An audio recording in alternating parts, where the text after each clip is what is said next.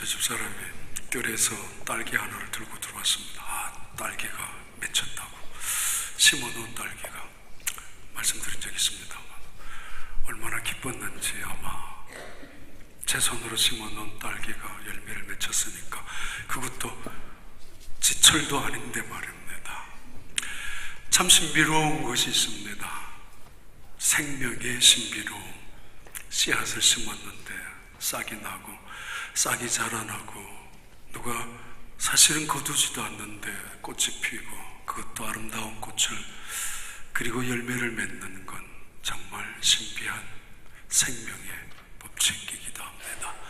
지난달에 코스타리카 갔을 때 어느 집 울타리를 말뚝을 박아 놓았습니다. 나무 토막을 잘라서.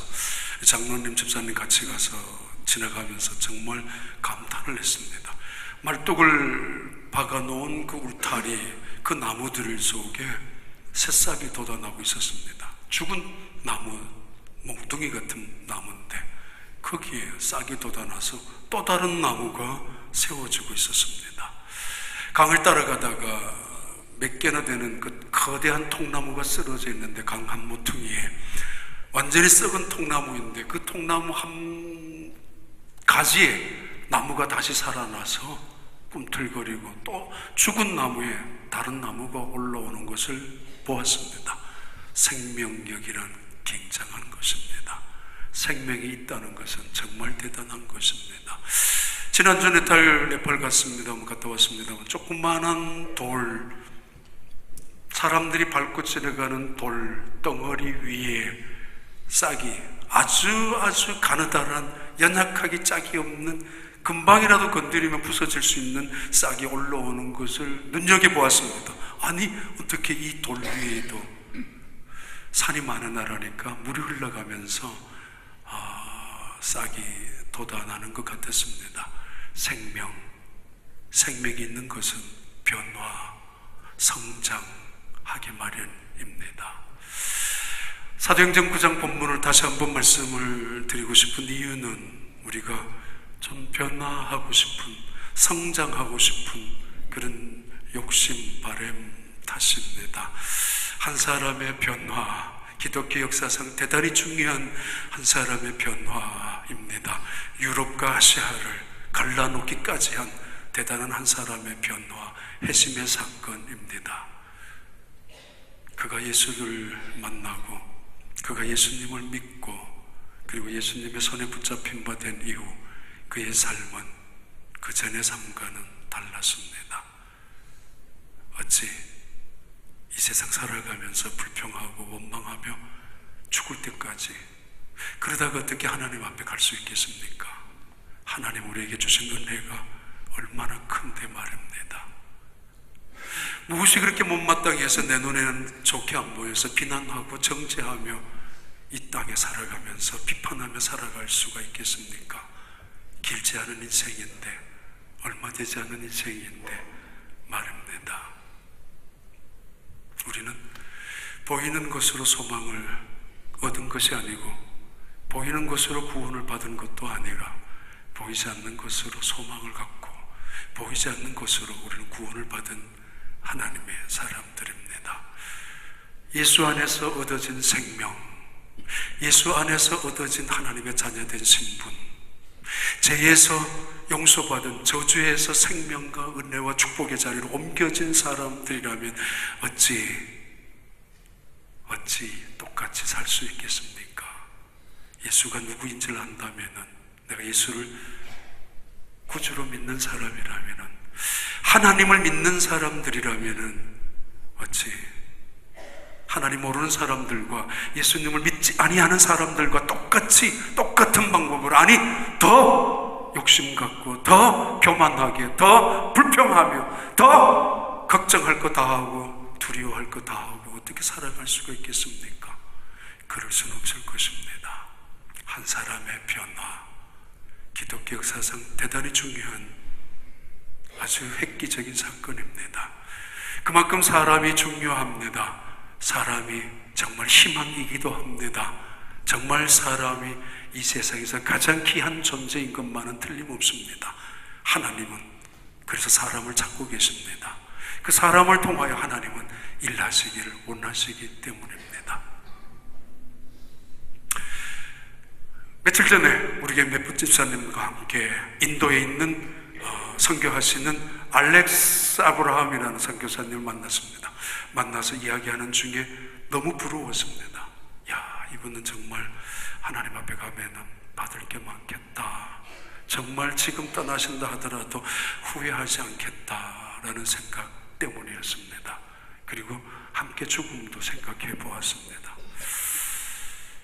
26년, 27년 전에 예수님을 믿기 시작하면서 인도에 가서 기독교를 전파하기 시작한, 지금 그로 통해서 이루어지는 교회가 인도 북부 지역에 가장 열악하고 가장 험악한 지역인 인도 북부 지역에, 펀잡을 중심한 그 지역에 2,500개 정도의 교회가 세워졌고, 약 교회 지도자들이 3,000여 명이 바이블 스쿨에서 훈련을 받고 있는, 물론 성도들은 벌써 수만 명이 넘어가고 있는 그런 이야기를 들으면서, 그리고 앞으로의 비전도 전 세계를 위하여, 특별히 인도 지역의 많은 부족들을 위한 성경 번역 사업을 꿈을 갖고 있는 그분의 이야기를 들으면서 부러웠습니다. 야, 이분 정말 대단하다.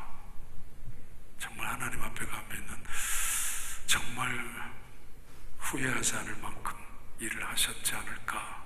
그런데도 지금도 여전히 목말라 하는, 더 전도하고 싶고 더 열심으로 복음을 전파하고 싶어하는 그분을 만났습니다. 네팔에 잠깐 지난주에 있을 때 지진이 있었습니다. 하루 일과를 마치고 저녁 식사 직전에 숙소가 4층이었는데 숙소가 흔들렸습니다. 저는 그때 저녁이 시작되었으니까 발전기를 돌리는 소리라고 생각을 했었고, 이게 발전기 돌리는 소리가 이렇게 큰가라고 하다가 혼자 한 1초, 2초 지난 다음 이게 지진인가? 라고 생각해서 밖으로 나오니까 아니나 그 동네 그 산다 목사님께서 말씀하셨습니다. 지진이라고. 그날 밤 더더구나 추워서도 못 잤지만 잠을 한 잠도 잘 수가 없었습니다. 만약에 내가 잠을 들었을 때 무너진다면 그대로 죽지 않을까. 죽음에 대한 두려움보다는 이대로 갈 수 없다는 아쉬움 때문이기도 합니다. 꽤 오래전에 러시아에서 모스크바에서 모즈독으로 내려갈 때, 그리고 다시 거기에서 우즈베키스탄으로 건너가기 직전에 체첸 지역 국경에 있었습니다. 체첸의 테러리스트가 그 테러를 하고 있는 버스를 무장을 해서 점거를 하고 있었는데 우리 차가 바로 뒤에 있었습니다. 그때도 잠깐 생각한 적이 있습니다. 내가 이렇게 죽는가 여기서. 그럼 내가 이거 가지고는 안 될 텐데 라는.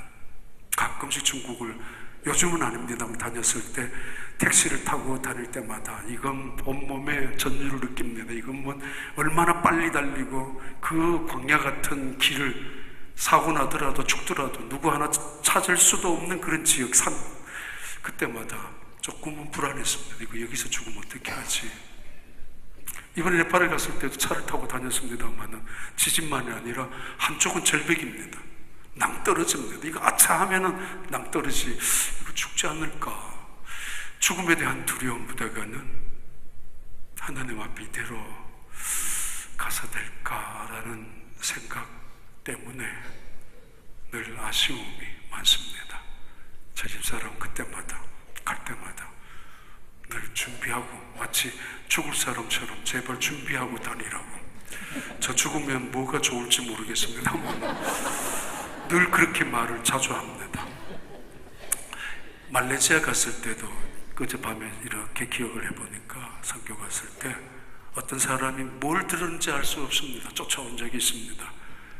흉기를 들고, 총인지 칼인지는 모르겠지만 외국에서 온 사람, 더군다나 크리스찬인 줄 알고 돈 때문에 그랬는지 아니면 기독교 목사라는 걸 눈치를 채서 그랬는지 알 수 없지만, 그리고는 운 좋게 도망을 피해 왔었습니다. 생명이 있다는 것은 변화합니다. 사도행전 9장 변화 이야기입니다. 회심의 이야기입니다. 그런데 어떻게 보면은 이 회심의 사건은 정확한 적절한 표현은 아닙니다. 자신의 의지가 개입되고 자신의 노력이 수반되어진 회심이 아니라 전혀 자기의 의지와는 자기의 생각과는 전혀 계획도 없이 상관없이 하나님의 직접적인 개입, 예수 그리스도의 친히 찾아오신 사건을 통하여 마치 점진적인 변화가 아니라 이것은 폭풍이 일어나는 것처럼 쓰나미가 지나가는 것처럼 순식간에 일어나는 하나의 사건이기 때문에 어쩌면 회심이라는 말보다는 사실은 이것은 전격적인 하나님의 찾아오신, 만나주신, 하나님이 변화시켜주시는 사건이 훨씬 더 적절한 표현이기도 합니다. 물론 때로 우리의 의지와 상관없이 술을 지난밤에 잔뜩 먹고 예배 뒷자리에 앉아있다가 어느 날 성령을 경험해서 하나님을 만난 사람의 이야기도 사실 들은 적이 있습니다. 자신의 의지와는 상관없이 말입니다. 자, 아무튼 오늘 본문의 이야기는 한 사람의 변화된 이야기입니다. 작년 연말에 제 아들이 시카고에 있다가 잠깐 왔다가 올라갔습니다. 공항을 가야 되는데 이 녀석이 나오질 않아서 문을 열고 들어가서 소리를 쳤습니다. 왜 안 나오냐고. 소파에 앉아있는 놈이 이렇게 말했습니다. 아빠 기도 안 하냐고. 가슴이 찡했습니다. 야, 이놈 힘이 많이 드는구나 라는 생각 때문에 너무 힘이 드는구나. 그리고 또 하나는 조금은 변했구나. 언제나 떠날 때면은, 어디 갈 때면은 머리를 숙여서 축복 기도를 하고 보냅니다만은 그때마다 사실은 원하지 않는 눈치도 어쩌면 있었을 때도 많았습니다. 그 전날 저녁에 우리 가족들이 예배를 드리고 식사를 했어서 그 다음날은 그냥 나올 줄 알았는데 한 사람이 변화된다는 것만큼 아름다운 일이, 그리고 정말 행복한 일이, 그리고 영광스러운 일이 어디 있습니까? 그런데 문제가 있습니다. 생명이란 변화, 성장, 성숙인데 변하지 않는 것 말입니다. 수십 년을 예수를 믿으면서도 한치 앞걸음도 한 발 나가지 못하는 사람들, 수십 년을 예배를 드리면서도 한 번도 그 예수님에 대한 만남의 감격, 그 예수님이 나를 왜 이 자리에 불러놓으셨는지, 무엇을 위하여 살아가야 하는지 조차 물어본 적조차 없이 살아가는 그 인생 그대로 하나의 타협도 양보도 없이 굴복해본 적 없이 살아가는 사람들을 생각하면서 본문을 사실 한 번 더 말씀을 드리고 싶었습니다. 한 사람의 변화, 그 사람의 사울이라는 사람입니다. 이 사울, 그가 큰 자라고 이름이 불려진 사울에서 그가 변하고 난 다음 그의 이름을 바울로, 나는 가장 작은 자라고, 사도 중에서도 가장 작은 자이며 성도들 중에 가장 작은 자보다는 더 작은 자이며 이 세상의 수많은 악한 사람들 죄인 중에 가장 못난, 가장 더 악한 죄수라고, 죄인의 개수라고, 그리고 태어날 때부터 어쩌면은 만삭되지 못한 채로 태어난 사람이라고. 원래 그런 사람 아니었습니다. 자신만만한 사람이었습니다. 원래 그렇게 살아가는 사람 아니었습니다. 그만큼 정말 당당하게 인생을 살아간 사람 없었습니다. 그 앞에, 그의 똑똑함 앞에 당할 사람이 없었고, 그 앞에 의로움 앞에서 잘난 척할 수 있는 사람은 아무도 없었고, 그가 그렇게 철저하게 믿음 앞에 살아갔던 그 사람 앞에서 누구도 그를 향하여 비난하고 정죄할 수 없을 만큼 살아간, 빈틈없이 살아간, 의롭게 살아간, 철저하게 율법을 가지고 살아간 사람이었습니다. 정말 잘난 사람입니다. 가말리엘 학문학파, 그 학파에서 자라는 최고의 학벌을 지니고 있는 사람이었고, 베냐민 지파에, 아니 율법을 준수하는 사람으로서 한치의 어긋남도 없이 살아간 사람, 그 사람이 사울이었습니다. 근데 그가 변했습니다. 겸손을, 진실을, 감사를, 은혜를, 하나님을 만났는데, 사도행전 9장 3절의 말씀은 이렇게 말씀하고 있습니다. 사울이 길을 가다가 다메섹에 가까이 이르더니 호련히 하늘로부터 빛이 그를 둘러 비추는지라. 무엇이 그를 변화시켰는가? 무엇이 변했는가? 가장 중요한 것입니다. 사울이 무엇이 변했는가? 그래서 내가 이전에 알고 있었던 모든 지식들을 배설물로 여길 수 있을 만큼 예수 그리스도를 바라보는 것이 달라졌단 말인가? 커다란 빛이 그를 둘러 비추었습니다. 정오였습니다. 대낮이었습니다. 태양보다 더 강렬한 빛이 어디에 있겠습니까? 그런데 태양보다 훨씬 더 강렬한 빛이 그를 비추었습니다. 하나님의 빛을, 창세기의 창조에서 가장 첫 번째 비추었던 창조했던 하나님의 빛을 의미합니다. 그 앞에서 엎드려지지 않을 자가 누가 있으고 그 앞에서 목이 곧아서 서 있을 사람이 어찌 있을 수 있겠습니까? 하나님의 빛 앞에서. 8절과 9절은 이렇게 구체적으로 언급합니다. 이때 어떤 현상이 일어났는가 하면은 사울이 땅에서 일어나 눈은 떴으나 아무것도 보지 못하고 사람의 손에 끌려 다메섹으로 들어가서 이럴 거라고 생각도 못했습니다. 다메섹에 쫓아갔던 이유는, 위협과 살기가 등등한 이유는 예수 믿는 사람들을 잡으러 체포하러 갔었습니다. 그리고 그가 그렸던 그림조차 그들을 끌고서 다메섹에 끌고 나오는 것이었습니다만은 그는 눈을 뜰 수가 없어서, 아니 보지를 못해서 다른 사람의 손에 끌려서 다메섹에 들어갔습니다. 인생 너무 교만하게 살 수 없습니다.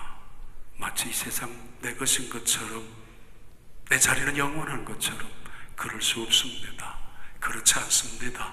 하나님이 살아계시는데, 그렇게 들어갔던 그 자리, 9절의 말씀 이렇게 계속하는데, 사흘 동안 그가 보지 못하고 눈은 떴지만 먹지도 마시지도 아니하니라 하고, 그가 무엇이 변했느냐고요? 눈이. 갈라디아서에 하면은 그의 눈이 이때 때문이었는지는 정확히 모르겠지만 아무튼 그의 눈은 일생 평생 안질로 고생할 수밖에 없었습니다. 사람을 잘 알아보지 못할 만큼, 글씨는 거의 알아 읽을 수 없을 만큼, 적지도 못할 만큼, 그만큼 그 시력은 약화되어 있었고, 정말 그 눈은, 육신적인 눈은 그가 고백했던 대로 육신의 아픔이었고 육신의 가시였던 것 같습니다. 근데 중요한 의미가 있습니다. 창세기 3장 5절부터 7절까지의 말씀입니다. 너희가 그것을 먹는 날에는 너희 눈이 밝아져 하나님과 같이 되어 선악을 알 줄 하나님이 아심이니라. 이 사탄이라는 것이 하나님이 만든 이 세상의 가장 모든 피조물 중에 가장 강교한 뱀에게 들어가서 하와에게 유혹한 말씀입니다. 유혹한 말이죠. 하나님의 말씀을 왜곡, 그리고 하나님의 말씀을 거절, 하나님의 말씀을 공격시키는 그 말의 시작인즉 너가 선악과를 알게 하는 나무의 열매를 먹으면은 너의 눈이 밝아질 거라고 유혹합니다. 인간이 범죄하고 찾아온 것을 타락이라고 말합니다. 타락. 이 타락을 히브리어서나 헬라에서 동일하게, 이 타락은 눈의 비유 포인트에 떨어짐을 말합니다. 가치관의 변화를 말합니다. 창세기 3장을 타락장이라고 불립니다. 범죄한 인간이 타락한 장면인데, 이 타락한 것이 무엇인가 하면은 인간의 눈이 밝아진 것을 타락이라고 말합니다. 물론 한문으로 말하면은 인간이 써야 될 자리를 떨어져 버린 거, 원래의 자리를, 반대로 말하면은 하나님을 바라보는 눈은 어두워졌다는 것을 의미하고, 하나님을 바라보는 눈이 어두워졌다는 것을 바로 신학적으로 죽음이라고 말합니다. 하나님을 바라보는 영적인 눈은 캄캄해지고 어두워지고, 하나님의 말씀으로 세상을 바라보는 눈은 어두워진 채로, 성령 안에서 이 세상을 바라보는 눈은 이제는 닫혀진 채로 내 눈이 밝아졌습니다. 뭐예요? 선악을 알게 하는 나무 열매를 먹으면 너가 눈이 밝아진다는 말 그대로 그의 눈은 밝아졌습니다마는 영적인 눈은 절망으로 죽음으로 캄캄해지고 말았습니다. 그 결과 내가 생각하는 대로, 내가 보는 대로, 내 기분대로, 내 옳은 대로, 내 소견대로, 내 감정대로 모든 가치관의 중심에, 모든 가치관의 기준은 내가 보이는 대로입니다. 그것을 타락이라고 말합니다. 살인하는 것보다가, 도적질한 것보다가, 가르는 것보다가 더 무서운 타락이 인간의 이 뷰포인트의 변질입니다. 내 눈이 밝아졌기 때문에. 하나님의 말씀으로 그 선악을 알게 한 나무의 열매를 따먹지 않았을 때 생명 속에, 은혜 속에 있었을 텐데, 그리고 하나님의 마음으로, 하나님의 심장으로, 하나님의 눈으로 이 세상을 바라볼 때 이 세상은 하나님이 만든 세상이고 하나님의 은혜의 거룩한 충만한 영광스러운 축복의 세계임에도 인간의 눈으로 바라보기 시작할 때 하나님의 자리는 없어지고 말았고 인간이 그 자리에 올라섰습니다. 내 기분이 소중하고 내 감정이 귀중하고 내 생각이 옳고 내 판단이 언제나 옳은 것입니다. 내 눈에 보이는 대로 모든 것이 좌우가 되는 것입니다. 그래서 선과 악을 따지는 아주 정확한 구별을 하게 될 줄 아는 옳고 그름의 세상 속에서 살아가는 사람으로 변질되고 말았습니다. 그래서 문명은 발달되었는지 모르지만은 이 세상은 타락한 세상이 되고 말았습니다. 사탄이 말했죠. 너가 눈이 밝아질 거라고. 그래서 너가 하나님과 같이 될 것이라고. 하나님의 자리에 올라서서 하나님의 역할을 대신하는 인간의 오만, 인간의, 그래서 바벨탑을 쌓아놓고 바벨 포출 속에서 인간의 그 모든 것들의 안전과 행복을 스스로 지키려고 마치 죽음까지도 정복하려고 애쓰는 인간의 과학, 오만이 하나님과 싸우고 있는 세상 아닙니까? 어쩌면 하나님과 싸워서 이긴 것 같은 착각을 가지고 있는 오늘날의 이 세상 속에 눈이 밝아진 이후의 인간의 모습입니다. 하나님 같이 되었다고요? 아닙니다. 사탄의 종이, 마귀의 종이 되고 말았습니다. 선과 악을 알게 되었다고요? 맞습니다. 그래서 선을 추구하고 그래서 선을 바르게 살아가려고 애쓰는 것이 아니라 그들은 제일 먼저 벌거벗은 것을 알게 되고 수치를 느끼게 되고 부끄러움을 알게 되면서 멀어지게 되고 그래서 숨게 됩니다. 죄는 숨으면서 문제를 만들기 시작합니다. 왜냐하면 그 자리가 어둠의 자리이기 때문입니다. 죄는 셀프 디스펜스라는 시스템을 가지고 있습니다. 자동 방어 능력을 기가 막히게 갖고 있습니다. 그리고 타인을 향한 아주 정당한 합법적인 저항, 원망, 불평, 책임 전가를 갖고 있는 능력이 죄입니다. 처음에는 죄는 유혹합니다. 괜찮다고. 그러나 어느 순간은 방어 시스템을 구축하고 어느 순간은 공격하기 시작합니다. 왜 먹었느냐고? 아니, 우리는 벌거벗어서 숨어 있습니다. 하나님 말씀하셨습니다.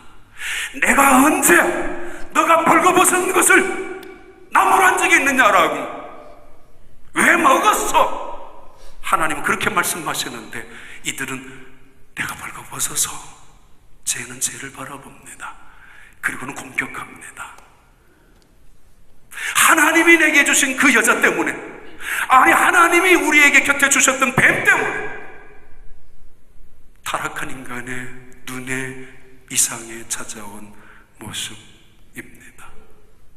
이것을 요한복음 9장 39절부터 42절까지는 이렇게 우리에게 설명하고 있습니다. 예수님께서 친히 말씀하시는 것입니다. 예수께서 이르시되 내가 심판하러 이 세상에 왔으니 보지 못하는 자들은 내가 보게 하고 보는 자들은 맹인이 되게 하려 함이라 하시니. 40절 바리새인 중에 예수와 함께 있던 자들이 이 말씀을 듣고 이르되 그럼 우리가 맹인이야? 어이가 없습니다.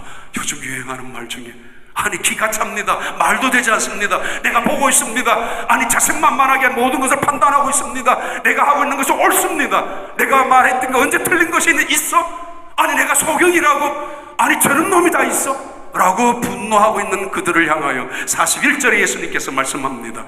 예수께서 이르시되 너희가 맹인이 되었더라면, 차라리 소경이라면 차라리 죄가 없으려니와 본다고 하니 너희 죄가 그대로 있느니라. 본다고 하니 그대로 있다고, 너희 죄가. 사울이 예수님을 만나면서 그의 눈이 캄캄해지고 사흘 동안 눈은 떴지만 아무것도 보지 못하는 거 당연합니다. 적어도 그가 지금까지 살아왔던, 적어도 지금까지 믿어왔던, 보고 왔던, 그리고 언제나 자기는 옳다라고 고집하고 여겨왔던 모든 것을 지워버리는 순간 아니겠습니까? 아라비아 광야에서 다시 3년 동안 그는 하늘만을 바라보면서 새로운 영적인 세계에 눈을 뜨기 시작했었던 사도 바울.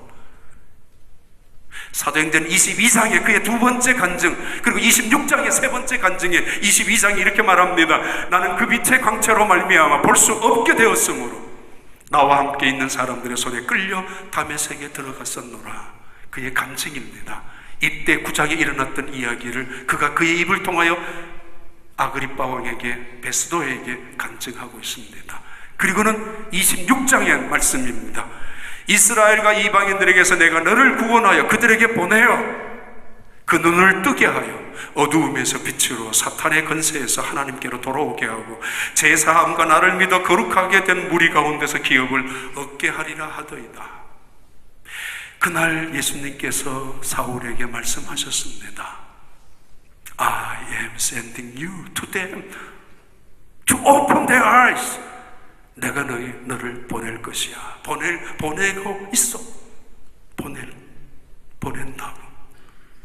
그들의 어두워진 눈을 뜨게 하기 위하여. 소경이 아니었습니다. 맹인들이 절대 아닙니다. 근데 그들의 눈을 뜨게 하기 위하여. From darkness to light. 어두움에서 빛으로. From the power of Satan. 사탄의 권세에서 to God. 하나님의 권세로 옮겨놓기 위하여. 그래서 그들이 they may receive forgiveness of sins. 모든 죄악들에서 용서를 받게 하기 위하여 믿는 자들, 믿고 그 눈을 뜨려고 하는 자, 나는 소경이 아니라고 말하는 자가 아니라 내가 이때까지 소경이었습니다라고 인정하는 그들은 용서를 받을 수 있는 구원을 너가 선포하라고, 그것을 받았다고. 어떤 사람은, 아니 예수 믿는 사람들은 물질 속에서 믿음을 바라봅니다. 사람을 보면서 하나님의 말씀을 듣습니다. 사건 속에서도 하나님의 뜻을 찾아냅니다. 육적인 것에서도 영적인 것을 찾아가고, 그리고 이 땅에서도 천국을 바라보고 예수 그리스도의 십자가를 바라보면서 우리의 죄의 형벌 죽음을 생각하고 하나님의 사랑과 용서를 받는 것을 바라보는 사람들, 그들을 예수 믿는 사람이라고 하지 않습니까? 근데 어떤 사람들은 거룩한 것 앞에 있으면서도 속된 것을 생각하고, 섬김과 봉사를 하면서도 계산하고 따지로 들는 사람들, 예배를 드리면서도 더러운 것을 생각하는 사람들, 하나님 앞에서, 예수 그리스도 앞에서, 말씀 앞에서도 속된 것을 계산하고 온통 세상 것을 생각하고 바라보는 사람들도 있습니다. 눈이 달라지는 것, 그들을 변화된 사람, 그리스도를 믿는 사람이라고 합니다. 이렇게 이 사건 속에서 사울은 두 가지를 예수님을 향하여 묻습니다. 첫째 질문은 당신이 누구입니까? Curious. Who are you? 사울아 사울아 너가 나를 왜 핍박하느냐는 말씀 속에 기억하시기 바랍니다. 다시 한번. 이 말씀만큼 우리에게 위험한 경고로 다가오고 있는 말씀이 어디에 있습니까? 너무 함부로, 너무 우습게 그리스도인들을 조롱하고 교회를 내 기분대로 비난하지 마십시오. 사울아 사울아 너가 나를 왜 핍박하느냐. 이 말씀만큼 무서운 심판의 말씀이 어디에 있습니까? 아무리 내 생각이 틀렸다고, 아무리 내 감정이 상했다고 함부로 예수 믿는 사람을 그 입에 비난하지 마십시오. 교회를 농담 삼아, 취미 삼아 떠들지 마십시오. 사울아 사울아 너가 나를 왜 핍박하느냐. 아니 이 말씀만큼 위로가 되고 소망이 되고 축복이 되는 말씀이 어디 있습니까? 내가 하고 있는 이 일에 하나님이 알고 계시고, 내가 하고 있는 이 일을 주님이 기억하시고, 내가 섬기는 그 작은 일이라 할지라도 주님이 함께 하신다는 의미 아닙니까? 나 같은 사람이, 보잘것없는 나 같은 사람이 하고 있는 섬기는 이 하잘것없는 일들까지도 누군가로 비난을 당하고, 누군가가 욕을 당하고, 누군가는 너 그래 잘났다, 교회와 한번 평생 살아보라고 라는 조롱거리 속에서 때로는 내가 너와 함께 했어, 내가 다 알아, 이 말씀만큼 얼마나 위로가 되지 않습니까? 주님 누구입니까? 그의 첫 번째 질문입니다. 네? I am Jesus. You are persecuting. 너가 핍박하는 예수야. 그렇습니다. 어제 저녁 밤새도록 정말 많이 봤습니다. 왜냐하면 갑자기 그분이 생각나서, 김승옥이라는 유명한 소설가, 지금은 현재 세종대학교 교수로 계시다가 얼마 전에 쓰러졌다가 다시 회복되신 분입니다. 그분이 1981년 4월 26일 새벽 2시경에 이런 일을 경험한 간증을 내가 만난 하나님이라는 책 속에 기록하고 있습니다. 그리고 많이 다니는 분은 절대 아닙니다. 여러 번, 몇 번 간증한 곳의 이야기를 담아놓은 글을 계속 읽었습니다. 오래전에 한번 말씀을 드린 적도 있습니다만, 이 김성호, 해화동에 있는 아파트 4층에 그날 밤에 잠이 못 와서 뒤척뒤척거리고 있는데 갑자기 손 하나가 나타나서 캄캄한 밤에 움직였습니다. 아니 이게 무슨 뭐야? 라고 하는데 자기 아내의 손인 줄 알고 옆에 보니까 아내는 그냥 자고 있었고, 도둑놈인가? 이 4층까지 올라왔단 말인가? 그렇게 생각하는 중에 도둑놈 손치고는 너무도 희한하게 아주 거룩하게 느껴지는 손이 움직이고 있다고. 그 움직이는 그 손이 자기의 배를 만졌다고. 만지는 그 손을 움켜잡으려고 딱 손을 쟀는데 잡히질 않았습니다. 이분의 이야기는 허황된, 어떤 사람들은 소설가니까 소설가의 상상력으로 꾸며낸 조작의 이야기, 아니면 아주 천재적인 작가이기 때문에 미친 사람이 아니냐, 정신적 이상이, 그렇게 오해도 받을 수 있었던 사람이지만 이분을 아는 사람들은 전혀 그 사람은 그런 허구적인 거짓말을 할 사람이 결코 아니라고. 이분은 그날 전날 교회를 갔습니다. 그 아내를 따라서 아내의 선배가 되는 선배 부부가 뉴욕에서 건너와서 2달째 이 남편, 이 후배 부부 김승옥이라는 이 부부를 데리고 교회를 다니고 있었습니다. 그 전에 그 아내는 알코올 중독자로, 그리고 거의 폐인이 되다시피 한 하루에 3갑, 4갑씩 담배를 피우고 있는 남편을 보면서 교회를 다녀야 되겠다는 생각 때문에 아내가 교회를 다니고 있었습니다. 그리고 뉴욕에 있던 선배 부부가 함께 와서 이 남편을 데리고 교회를 갔는데 2달째, 그러나 여전히 교회와는 상관없이 이분의 가슴 속에는 분노, 증오, 그리고 이 세상을 향하는 적개심으로, 그리고 자기 자신을 향한 절망으로 가득 차 있었던 것이고, 그런 에너지가 사실은 이분에게는 소설을 쓰는 힘이 된 것은 사실입니다. 그날 설교를 듣던 중에 이런 목사님이 한 말씀을 하셨다는 것입니다. 여러분 중에 지금 오늘, 일생 중에 오늘 예수님을 영접해야 될 사람이 있습니다. 그분 만약에 고집을 부린다면 평생 후회하게 될 것이고 비극적인 인생을 살게 될 것입니다. 이 말을 들었던 이 사람은 꼭 자기 보고 하는 이야기인 것 같기도 하고, 그러나 설마 목사들이 흔히 하는 이야기니까 뭐 그냥 하는 것 같다 그러면서 굳이 일어설 필요도 없었고 예수님 영접한다고 말하고 싶지도 않았었던, 그러나 끝나고 나서 술을 사준다는 이야기이기 때문에 매주 끝나고 나서 술, 알코올 중독자니까 그렇게 예배 후에 술집에 들렸다가 그날 밤에 이런 일을 경험했습니다. 그 다음날 아침에 일어났습니다. 역시 아내는 술을 한 잔 따라서 중독자니까 입으로 밥을 먹기 전에 먼저 들어갔는데 들어가는 순간에 토해를 했습니다. 마치 청산가리 독약처럼 느껴졌기 때문에 그 순간에 바로 오늘 새벽에 있었던 그 손길이 자기의 몸을 만져주었던 것을 기억합니다. 그리고 그 순간에 이 김성윤이라는 분이 물었습니다. 누구냐? 도둑놈인 줄 알고 가만히 있더래요. 누구십니까? 물으니까 하나님이야. 이분 어렸을 때 11살 때 자기 여동생이 죽어갔습니다. 그분의 표현대로 새 한 마리가 파드닥 파드닥 거리고서 죽는 것처럼 입술이 새파랗게 영양실조로 죽어간 어린 동생 3살짜리 오빠 밥 먹자라는 말, 그 말을 막 시작할 그때에 그 여동생이 영양실조로 죽어간 그 이후에 하나님에 대한 원망과 세상에 대한 적개심으로 가득 차 있었던 이 11살짜리 소녀는 몇 년 후에 스스로가 교회를 다니기 시작했습니다. 전라남도 순천 고등학교를 다니기 시작했습니다.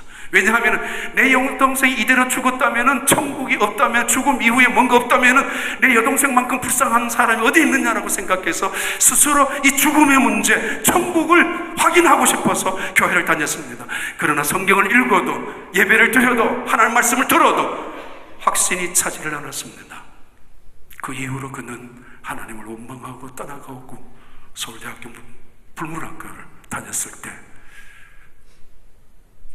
유명한 시인들이 말합니다. 그분의 글을 읽으면은 나는 감히 흉내도 못 낸다고, 엄청난 천재적인 작가이기 때문에 나는 글 쓰는 걸 포기하고 싶다고, 그분의 글을 읽으면은 내가 얼마나 하나 못난 존재인지 깨달을 만큼, 어떤 시인은 그분의 글을 습작을 할 만큼 위대한 김지아라는 사람, 이분을 가리켜서 감수성에 혁명적이고 문단에서는 파격적인 천재 같은 사람이라고, 이 의령이라는 사람은 이분을 가리켜서 더 이상 말이 필요 없는 위대한 작가라고, 만약에 이분이 글을 쓰지 않으면은 죄를 범하는 거라고 할 만큼 천재적인 사람이었습니다. 그런데 그는 알코올 중독으로 1960년, 70년, 80년대 초까지 중독자로 절망하고 있었습니다. 하나님이 그 아내의 기도를 듣고, 선배 부부의 기도를 듣고 찾아오셔서 말씀하셨습니다. 1982년 11월 그리고 1983년 10월 또 한 번씩 워커힐 호텔 입구에서 십자가에서 막 부활하신 예수님의 그 모습, 전신의 모습을 만난 적이 있습니다. 내가 예수라. 이분의 간증을 들으면서 사람들은 이야기했다고 합니다. 저분의 입에서 거짓말을 할 턱이 없다고. 내가 하나님이야. 이 세상에서 유일한, 아니 역사적인 과제의 질문은 2000년 전에 오셨던 나사렛 예수님이 과연 하나님의 아들인가라는 질문에 대답하셔야 합니다. 그가 이 세상에서 무엇을 하셨으며 그 의미는 무슨 의미가 있는지, 이 땅에 계셨을 때 그분은 어떤 말씀을 우리에게 하셨는지, 지금도 그 말씀은 오늘 이 땅에 살아가는 우리에게 어떤 의미로 우리에게 다가오고 있는지 대답하셔야 합니다. 그들을 그리스도인이라고 부르기 때문입니다.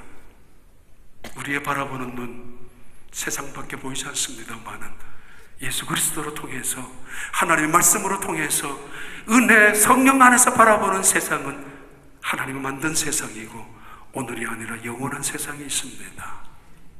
그리고 이 사울은 또 하나의 말씀을 묻습니다. 사도행전 22장에 나오는 두 번째 질문이고 그에게 마지막 질문이기도 합니다. 예수님을 향하여 이렇게 질문합니다. 내가 이르되 주님 무엇을 하면 되겠습니까? What shall I do for you? 내가 무엇을 해야만 합니까? 이제 내가 예수를 그리스도라고, 내가 이제 하나님을 만났고 예수를 나의 구주로 고백했다면 이제 나의 두 번째, 아니 마지막 질문은 내가 이제 어떻게 살아야 합니까? 내가 어떻게 변화해야 합니까? 내가 무엇을 보고 살아야 합니까? 무엇을 위하여 살아가야 한단 말입니까? 라는 질문입니다. 평생 예수 믿으면서도 이 물음 한번 질문하지 못했다면 하나님이 나에게 이 짭을 왜 주셨는지, 하나님이 내게 왜 건강을 주셨는지, 물질을 주셨는지, 믿음을 갖게 해주셨는지. 다른 데 가면 많이 묻습니다. 목사님, 휴스턴에 힘들죠? 큰일 났죠? 언제는 뭐 힘든지 아는 일이 언제 있었겠습니까? 오히려 이때 믿음으로 살아가야 될 때가 아닙니까? 주님을 위하여 말해요. 인도의 알렉스 아브라함이라는 그 선교사님 27년 동안에 250만 300만 집을 방문하면서 전도했었다고 합니다. 300만에 가까운 집을. 문을 열면은 그냥 문 닫아버리는, 그래서 손이 찢길 수도 있고, 어떤 사람의 이야기로 하면 칼을 들고 목을 향하여 죽이겠다고 말하기도 하고, 어떤 사람 총을 들고 한 번만 더 찾아오면 아니 그 자리에서 무릎을 꿇게 할 수도 있는데, 브레인 닥터입니다. 무엇 때문에 300만이나 되는 집을 찾아다니면서 예수 믿으라고 말하고 있습니까? 왜? 이 땅이 전부가 아니니까, 여기가 끝이 아니니까. 그리고 하나님이 그에게 보여주신 것이 너무도 생생하고, 하나님이 그에게 말씀하신 사명 분부가 있으니까 이대로는 안 됩니다. 여러분도 아시지 않습니까? 다른 사람도 알고 있지 않습니까? 너 이대로 하나님 앞에 가면 안 돼. 변한 게 뭐 있어? 너 이대로 죽으면 안 돼. 아니, 나도 알지 않습니까? 하나님도 알고 계시지 않습니까? 그래서 오늘 우리에게 건강을 주시고, 아직 우리에게 짬을 주시고, 아직 우리에게 이 땅에 살아갈 수 있는 생명을 주신 거 아닙니까? 아니, 믿음의 사람으로 불러주신 거 아닙니까? 그 목적을 아십니까? 하나님, 내가 무엇을 해야 합니까? 돈이, 물질이, 회사가 어렵다고 걱정하지 마시고, 하나님, 이때 내가 무엇을 위하여 살 수 있습니까? 주님 말씀하실 것입니다. 순종하십시오. 믿음으로 결단하십시오. 하나님의 영광과 능력과 은혜가 여러분의 생애 속에 나타나는 축복이 될 줄로 믿습니다.